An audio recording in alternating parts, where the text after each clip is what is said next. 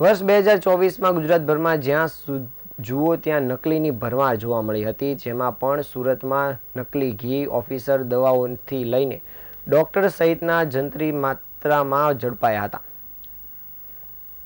ત્યારે વર્ષના છેલ્લા દિવસે પણ 3 જેટલા બોગસ ડોક્ટર ઝડપાયા છે, જેથી ડુપ્લિકેટ ડોક્ટરની ફેક્ટરી ચલાવનારા અને બેફામ રીતે બોગસ મેડિકલ ડિગ્રીઓ વેચનાર રિશેષ ગુજરાતી સહિત 3 સામે ખટોદરા પોલીસમાં વધુ એક ગુનો દાખલ કરાયો છે. પાંડેસરા બોગસ મેડિકલ સર્ટિફિકેટના આધારે ઝોલાછાપ તબીબો દ્વારા મેડિકલ પ્રેક્ટિસ કરવામાં આવતી હતી, ત્યારે પોલીસ તપાસમાં ઝોલાછાપ તબીબોના વધુ બોગસ ડોક્ટરોના નામો સામે આવ્યા હતા, જેથી મુખ્ય આરોપી રિશેષ ગુજરાતી સહિત 3 લોકો વિરુદ્ધ ખટોદરામાં વધુ એક ગુનો દાખલ કરવામાં આવ્યો છે. અન્ય 3 ઝોલાછાપ તબીબોને બોગસ મેડિકલ ડિગ્રી બનાવી આપતા 3 ઝોલાછાપ તબીબો સામે પણ ગુનો નોંધાયો છે.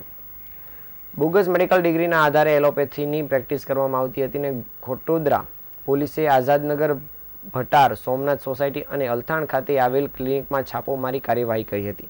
આઝાદનગર ખાતે આવેલ વિનાયક ક્લિનિક, ભટારનગરના બીબાલ મસ્જિદ પાસે આવેલ ચક્રવર્તી ક્લિનિક અને અલથાણ ખાતે પર આવેલ અરુણકુમાર પદ્માવત નાયક ક્લિનિક પર છાપો મારવામાં આવ્યો હતો, જેમાં યમુના પ્રસાદ મિશ્રા, કૌશિક ગોપાલ ભૌમિક, ડોક્ટર અરુણકુમાર નાયક વિરુદ્ધ બોગસ મેડિકલ ડિગ્રી પ્રેક્ટિસ કરવા બદલ ગુનો નોંધાયો છે.